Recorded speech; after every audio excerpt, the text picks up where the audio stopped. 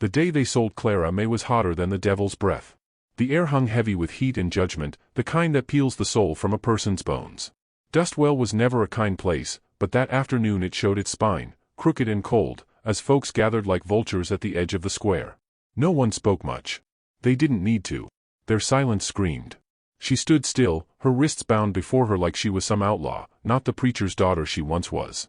Her blindfold matched the faded blue of her calico dress, torn at the hem and smeared with soil. But even tied and stripped of sight, Clara May held herself like a hymn, quiet, steady, aching with some deeper music no one could quite hear anymore. Zeke Boone stood beside her, tall in the way a worn-out tree is tall, more dead than alive, shadowed by his own bitterness. His jaw clenched, one hand resting lazily on his belt, the other gripping a whiskey flask like a man holding on to the last piece of himself. "Ain't no man could make use of a woman who won't see or speak," he said, voice rough with old bourbon and older regrets. "But I'll pass her on. Real cheap.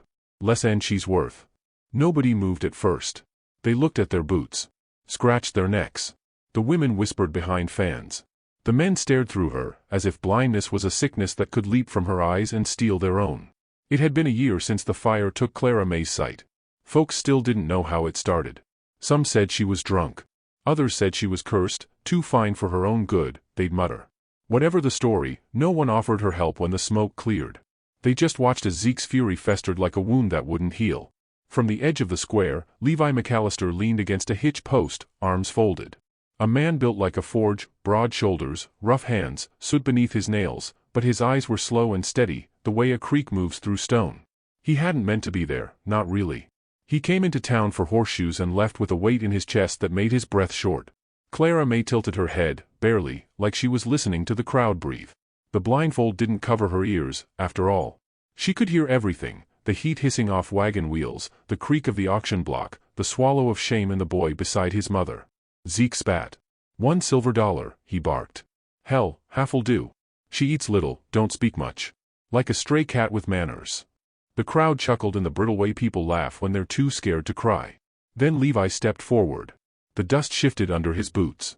He didn't speak, just reached into his vest and pulled out a silver coin, tarnished but solid. He dropped it at Zeke's feet.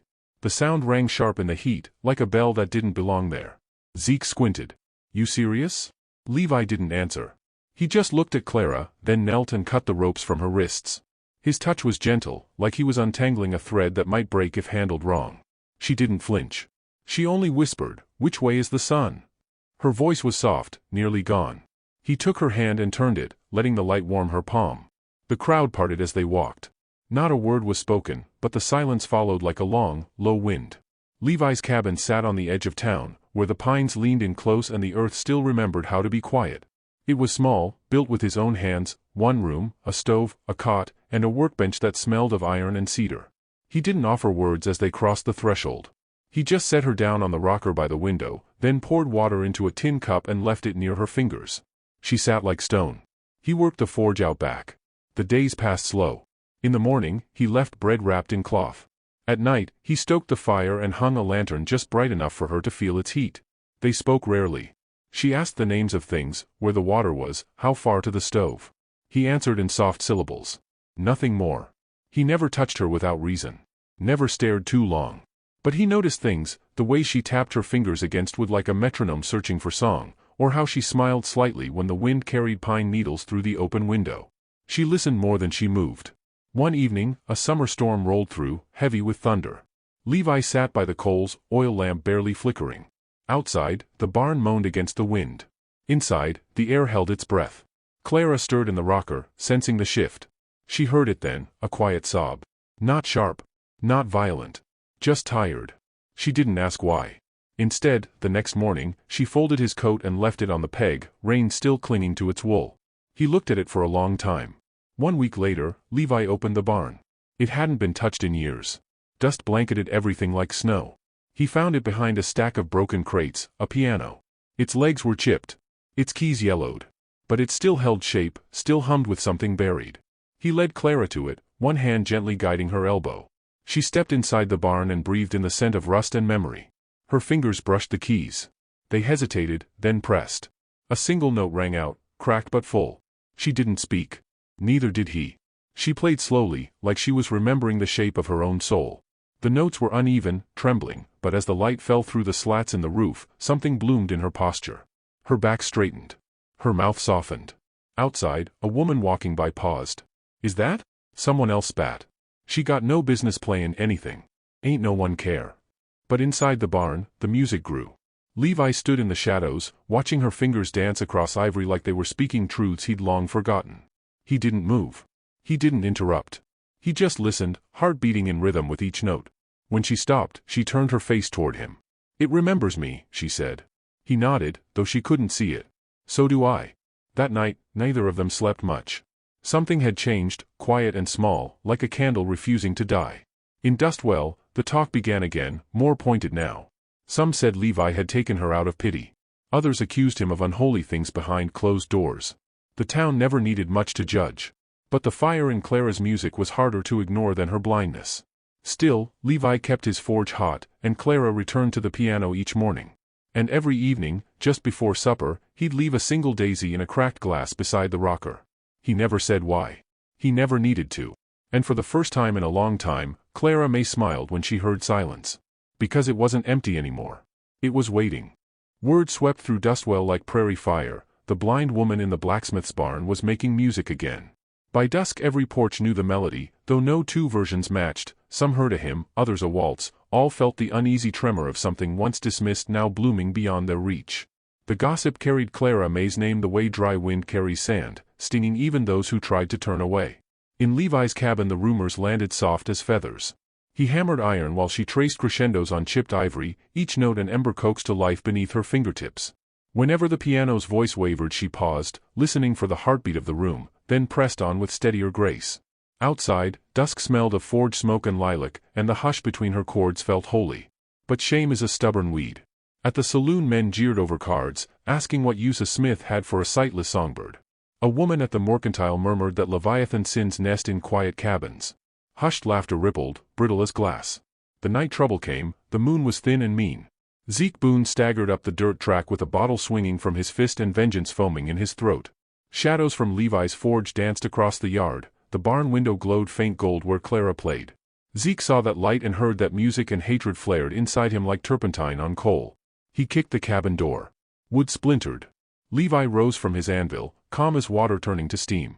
Clara, sensing the violence before words arrived, stilled her hands on the keys and listened to footfalls creak across the porch. Zeke's shout tore through the rafters, "She's mine to break, not yours to mend."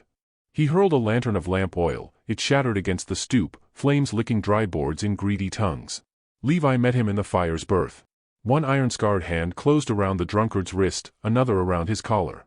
No rage, only certainty, a blacksmith's restraint, measured and irreversible. He wrenched Zeke down, buried the match against wet earth, and pinned him until the man's fury sagged into whimpering breath. The world shrank to crackling sparks, the stink of singed rope, Clara's careful steps on the threshold. She did not flee. She walked past them, shawl flung around her shoulders like modest armor, and faced the small blaze creeping toward the barn. Smoke reminded her of the fire that stole her eyes, yet her body did not tremble. She knelt, blanketing the nearest flame with the same shawl, beating at the sparks until they died in sighs of steam. When she rose, soot streaked her cheek like war paint, and her voice was thin but steady, "No more burning." The sheriff arrived on a lathered mare, pistol drawn, townsfolk trailing like flustered crows. Levi stepped aside, wordless. Zeke, slumped in the dirt, tried to summon bravado, but the whiskey in his veins had curdled into sobs. Iron cuffs clicked. Lantern light revealed every watcher's face, curiosity first, then shame, then the small, reluctant wonder of witnessing a woman claim her own miracle. Morning delivered judgment in tangled whispers.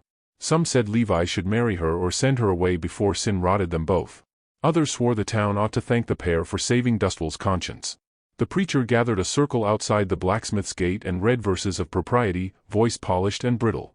When Clara stepped onto the porch, townsfolk parted, forming a corridor of accusation. She felt their stares as heat upon her skin. Her dress still smelled of smoke and daisies. Hands clasped before her, she spoke not to silence them but to name herself. "You left me to burn once," she said, sightless gaze lifted to the sky. "He did not put out that fire, he showed me where the water was." Her words fluttered across the gathering like carrier doves bearing uncomfortable truths. Then she turned, thanked Levi with a nod he felt more than saw, and walked down the road alone, cane tapping rhythm against cracked earth. Levi did not call after her. He watched until the pine swallowed her figure, then returned to the forge. Each hammer strike rang hollow, as though metal itself mourned her absence. 3 sunrises passed. Dustwell braced for Sunday service under skies scrubbed clean by night rain. The church bell tolled, echoing off distant mesas. Inside, pews filled with uneasy hearts, the regular pianist sat coughing in the vestibule, hands swollen from rheumatism. Whispers rustled, perhaps there'd be no music today, and maybe that was fitting, a silent penance for collective sin. The back doors creaked. Every head turned. Clara May entered, guided by a little girl whose ribbon braids bounced like promise. The congregation inhaled as one. Clara's blindfold was gone, in its place rested a simple linen band that left her brows bare and serene. A hush settled so dense the dust motes seemed to hang motionless in the sunbeams. Her fingers found the keys as if invited home. The first chord trembled, raw metal drawn from fire, then steadied into a melody that sounded older than the church itself, older than the town, older perhaps than grief. She played the story of a barn aflame and a shawl smothering sparks, she played the weight of a silver dollar and the hush of forged mercy. Each note rose, brushed the rafters, and drifted back down as gentle rain on parched spirits. Tears slid along weather-cracked cheeks. A hardened rancher wiped his face with the back of a calloused hand. The preacher's Bible drooped in forgotten fingers.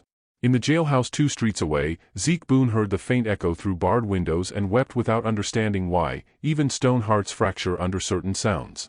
Near the back, Levi removed his hat, holding it against his chest as though steadying a newborn hope.